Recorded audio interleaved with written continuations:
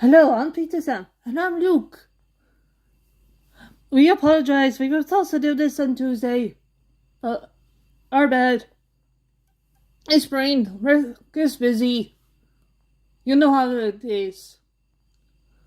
But today, we are recapping Scrap. And before we get into that,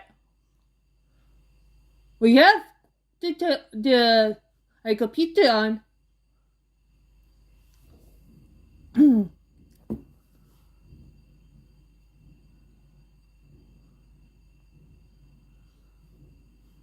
we're watching some horse racing. Apparently, it's the final preps for the Kentucky Derby. One of them's this Jekyll Aqueduct.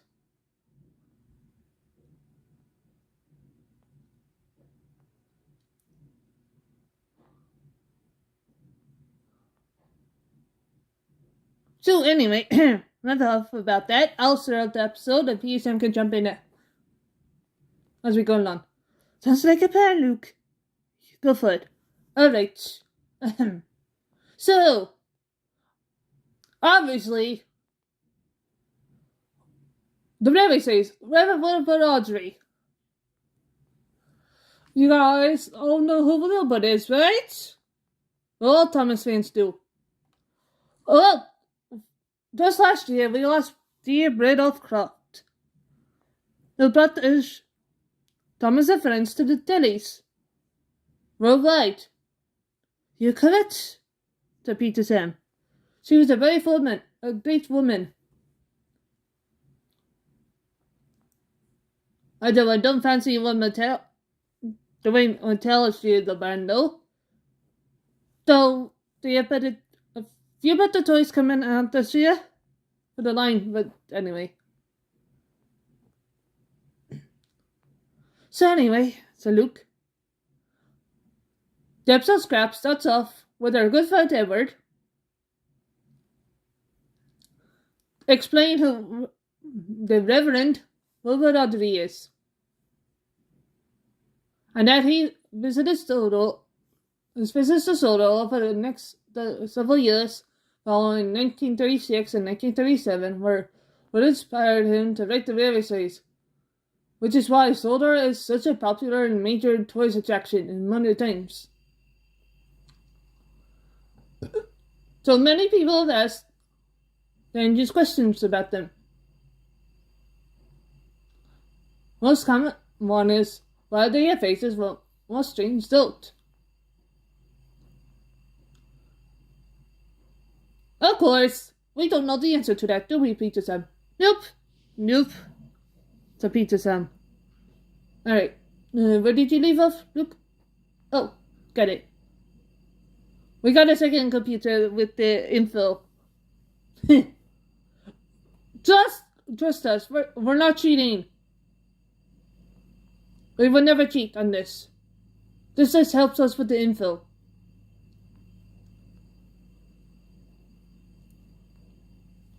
Exactly, so Luke. Go ahead, Peter Sam.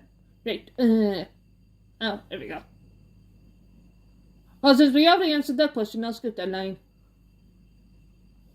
So it's finally a chance. Okay. Finally a chance occurrence during the construction of the vehicle. They are non-faceless vehicles. And they are all able to move by themselves. But they still need crews because non-faceless vehicles are still machines. Ain't that the truth? By the way, for any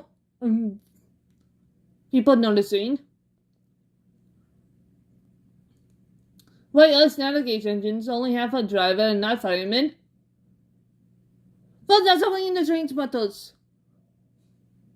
Obviously, you both need a driver and a fireman. But for the Austin Valley, yeah, that's a no.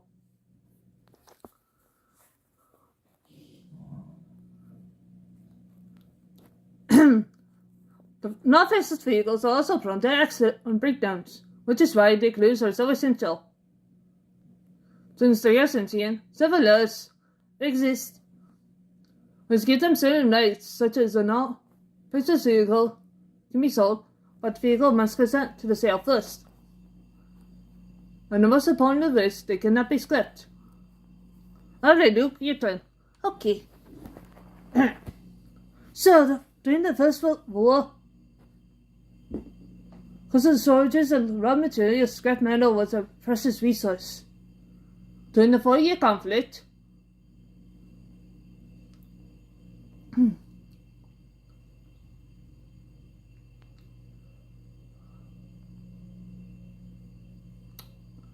triangles and metal were delivered to smelting plants, where they were melted down and converted into weapons and other instruments of war. So, reads Sam, during the Great Depression, scavengers were usually scrounging for metals they could sell to make ends meet. There were organized kidnapping operations, such as one that commenced at Catford Harbour in October 1937.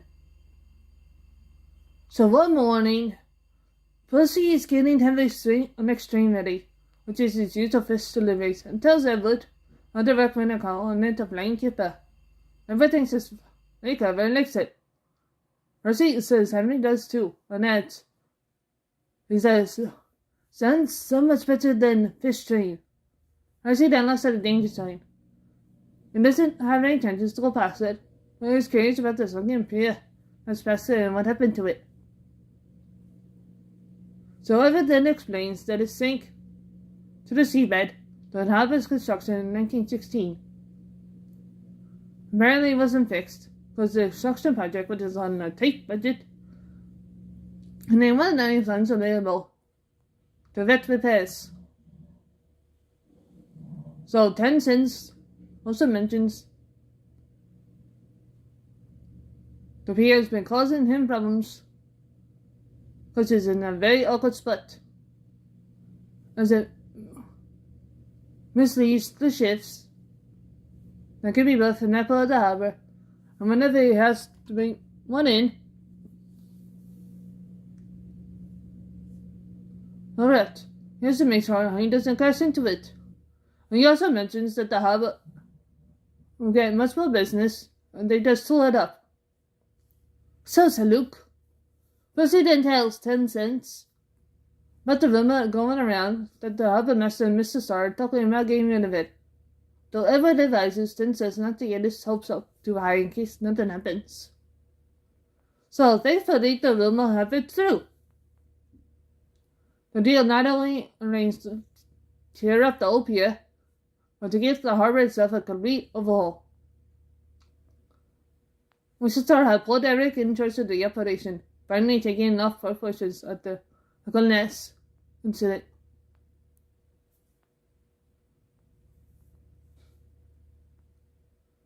The old pier was torn up, and extra berths were added to accommodate for more ships.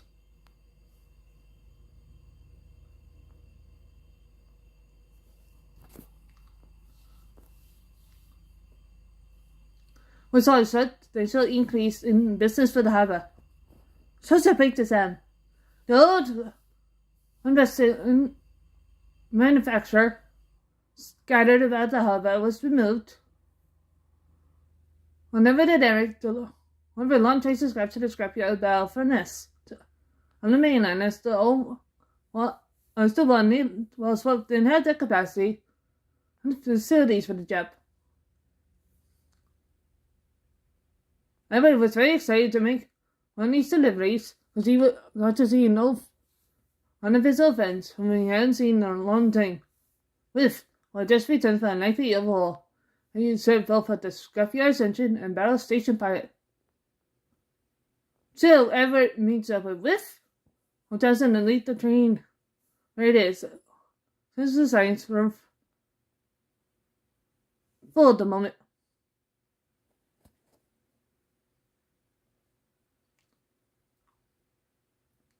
As Edward passed the turntable, he was surprised to find another one of his old friends. Just the traction engine. Look inside. So, Sir Luke, Sheridan explains that his owner have passed away on Tuesday and been put in barrel to the auction because the bank is foreclosing on his farm. and you'd be sold to cover the loss.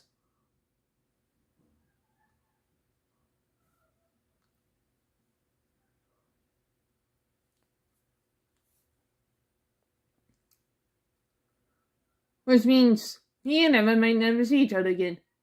Eric kept on signing until it was beyond Trevor's sight.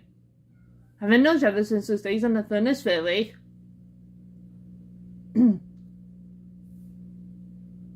Eric couldn't bear the thought of never seeing a traction engine again. He also refused to accept it, and thinking hard of a way to help him. So to Peter's town next morning, Edward was still deep in thought, not having noticed that Henry had returned, having done over to find Kipper. Gordon, done lectures to Henry that then Miss Northeasters have a reputation to maintain that Henry is lacking. Mr. Sword then arrives and explains that head office wants to trial the viability of mixed strains to better service their clients.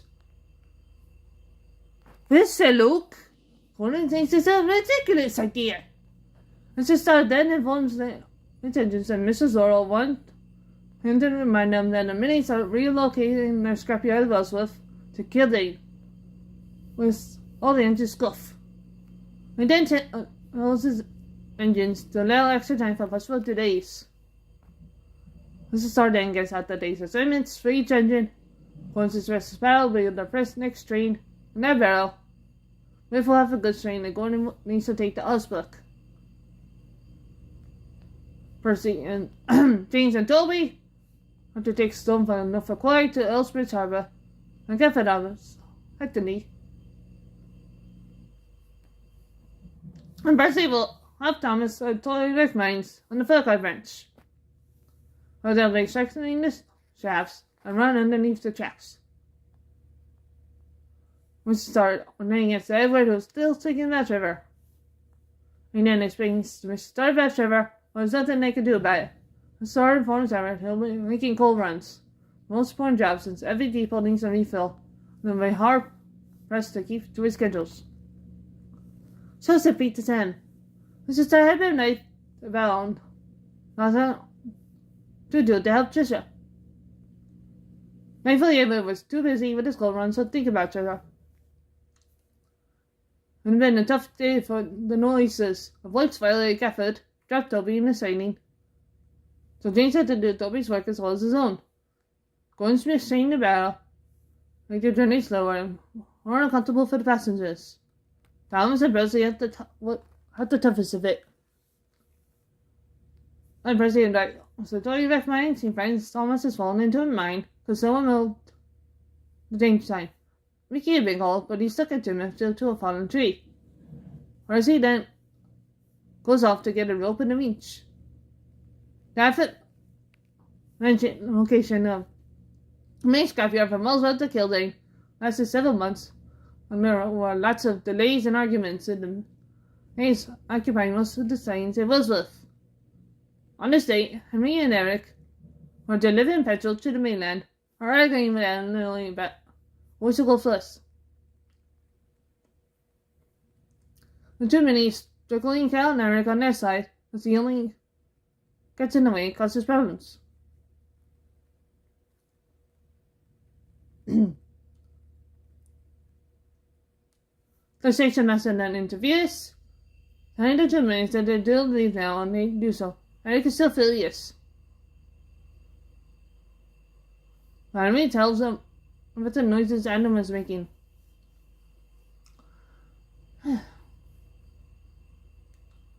As he heard, he's on overdue for maintenance, and he could possibly break down. Despite the noises Adam had been making, he persevered, struggling up and over Gordon's Hill, where he literally arrived at the scrapyard. Once there, Lily picked up a loaf in Mainland. As he broke Govin's gate, one of the cables tying down the load, one for Jack Spring began to weaken. Eventually snapped when she passed underneath a bridge close to the station. So said Luke. "We are good had a drive," complaining. He notices Lily and they get into an argument. While they were arguing, the pipes that stuck a reef in the bridge and broke a down bus on it. It cracks very quickly. Here, big work. Gordon, Lily, and the crew soon notice this, but Scott Lily, who had just arrived, yells out to Lily that the bridge is going to collapse. And Lily moves out of the way just as the bridge begins to bend. The bridge had iron work instead of a break, so it didn't collapse immediately. Then they heard the whistle from Reginald. Traveling at top speed, and signal through. So there'll be no way of stopping him. Scott Lily has an idea. If Gordon and Lily can prop up both sides of the bridge,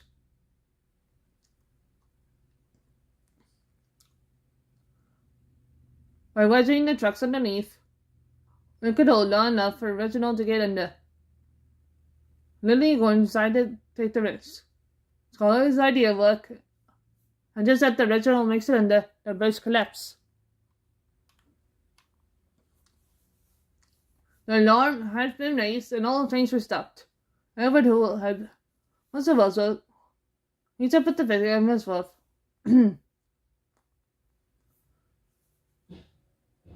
Let's receive news that with the Scorpion movie, those have decided to donate the lands to the church, which had double its figures in size, but doesn't know what to do with so much land. So meanwhile,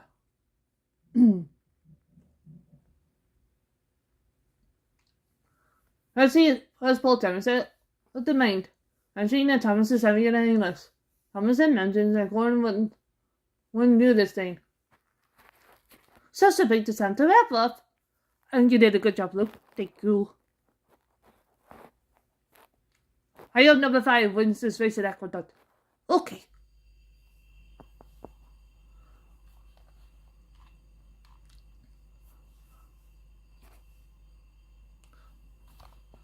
Okay, who hit the button? Said Peter Temple. Who hit the button? Oh. I tried to end it. And in reaction, then we got somebody on the keyboard.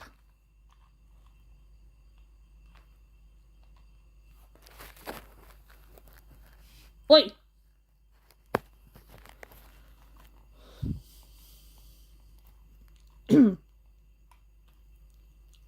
So, Mickey launches an investigation. I launched an investigation into the bridge collapse, since it was a fault. The bridge design literally was itself of anyone doing. The local council wasn't happy about the damaged bridge, but they were reluctant to give the repair contract to the Beanies, so the Noises got the contract. I was listening to the vicar's problem was Trevor of the auction. The vicar purchased treasure for a bargain price. The Jackson engine found himself in Soda in the vicarage, where he worked tirelessly to maintain his ground and provide entertainment during parties. Afterwards, Edward and Trevor saw each other every day. So that is Scrap. And yes, I can confirm me and Luke will react to episode 19 of season 2 of Stories of Soda. Yes, Sir Luke. We hope you all enjoyed. Come on, Ariel's Magic. See y'all soon. Bye.